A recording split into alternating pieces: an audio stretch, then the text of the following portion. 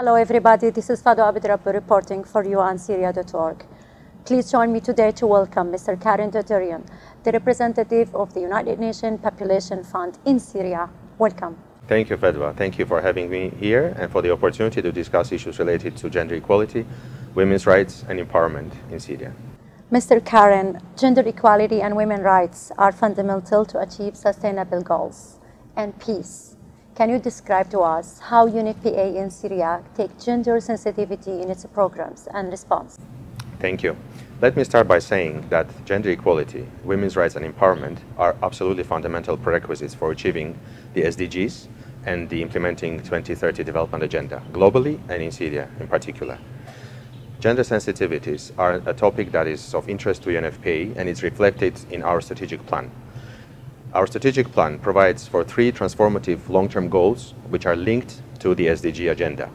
And these are zero maternal deaths, preventable maternal deaths, zero unmet need for family planning, and zero tolerance to any forms of gender-based violence. So we are implementing our activities and programs within the framework of our strategic plan and the SDG framework.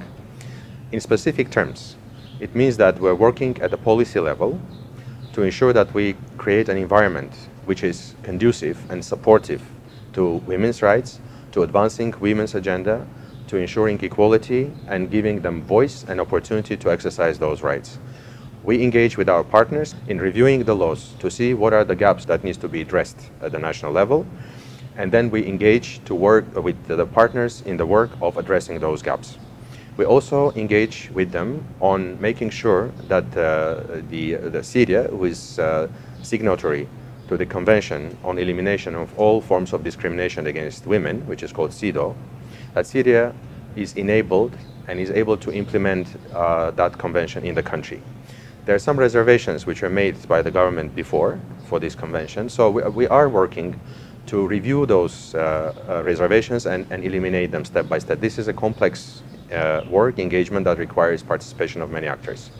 In terms of program, we are implementing our programs, which is in the context of Syria related to provision of reproductive health and family planning services, life-saving services for mothers and pregnant women, and also prevention of gender-based violence and harmful practices such as early child and forced marriage. But we also make sure that gender sensitivities are mainstreamed in the work of other agencies. We do that through chairing the subgroup on gender-based violence. That means that all other agencies or partners who implement their programs, they need to take gender sensitivities into their design, implementation of the programs, make sure that there are provisions that address concerns and special needs of women.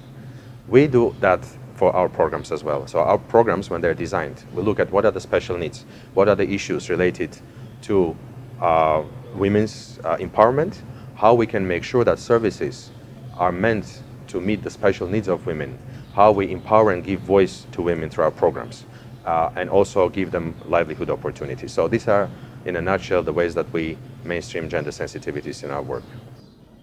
Thank you so much for this detailed description, but there must be huge challenges that UNFPA face while working inside Syria to reach its goals.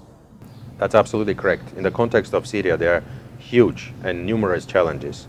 Imagine a country which went through 8 years of conflict, and we see the pervasive discrimination. So there are a few challenges that I would like to highlight. One is, as I said, the discrimination and lack of opportunities for women and girls.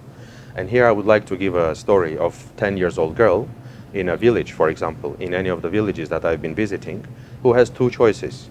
One is to get married by 12 or 13, and by 20 to have 3-4 children without any education, without any skills and opportunities to engage in productive life.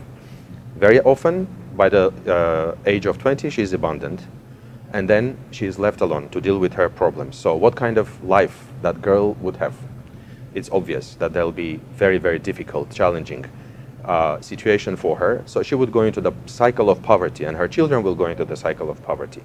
The other option is that we ensure that these girls go to school, have education, have skills, and learn how to contribute productively, how to engage in a civic life, in all aspects of socioeconomic development of their country and become responsible, confident, empowered, and dignified citizens of their country. So this is what we're aiming to do. So what we're strongly advocating, that girls are given the opportunity and claim their right to study, to get skills, to be employed, to delay the marriage until the point when they're confident, they can sustain their own livelihood, so they can engage in all kinds of life, productive and improductive life. So this is one major challenge. The other challenge is gender-based violence and all forms of discrimination and harmful practices in the country. Again, the conflict really contributed to increase in the violence. It contributed to new ways of violence, which was already there, but now, because of that environment of conflict, etc., we see other forms of violence. We see entrenched harmful practices. In some places, child marriage becomes a norm rather than an exception. And this is used as a way of protecting, as the parents say, of their girls from possible abuse, and also giving them hope that they will go to a new family and be protected socially and economically. But this is a false pretext and false assumption, because very often these girls end up being completely unprotected towards violence, abuse. They have no voice, and we face the situations of that sort of isolation and marginalization of girls and women in this context.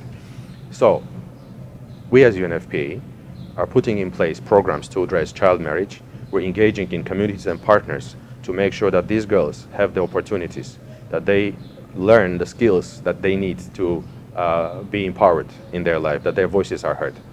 We also engage with partners such as FAO, UNHCR, UNICEF, UNDP, and many others in contributing to the resilience of girls, in contributing to programs which strengthen their livelihoods, give them skills, give them the information about their rights, educate about their health, and involve them in civic activities as young people, as women. And there, in terms of engagement, there are also a lot of opportunities that we see. During these years, women gained power, women became household heads. They're ready to engage in all these activities, so we're supporting them in this endeavor to play a more important role in their countries and communities. Thank you for showing us that there is an opportunity for improvement of the situation for the young girls especially. And this year, a slogan under the International Women's Day campaign, Balance for Better. How can you see that? Tell us, the situation would be better? The hope is always there. We see a lot of good signs and of positive developments as well. In Syria, there are a lot of educated and powerful women who voice the concerns, who are joining their hands together with men to promote the agenda of gender equality.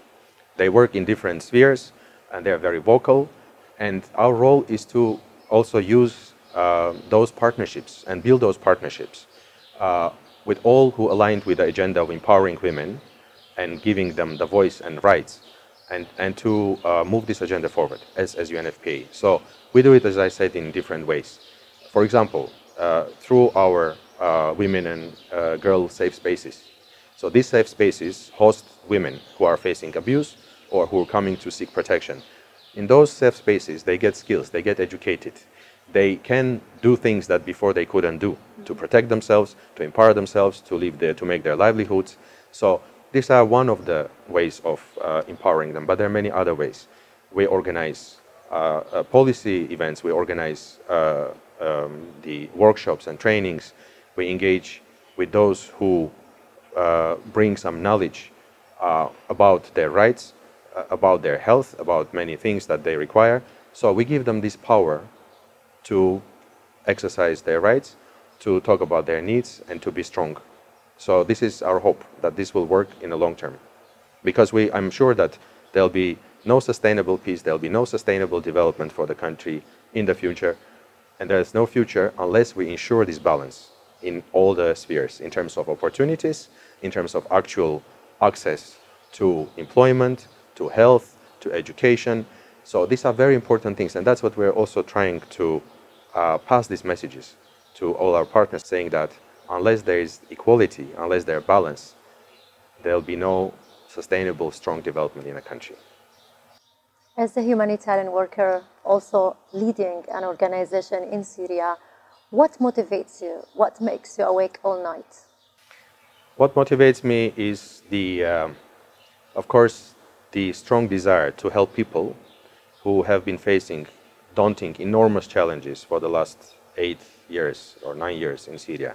Syria has been always a country which hosted refugees from different places for the last 100 years. They're very welcoming.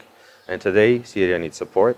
People of Syria need that support. So I'm here, and my colleagues in all the agencies in my own team are doing all what they could, their best to help people of Syria, and particularly women and girls of Syria, when we speak about UNFPA programs.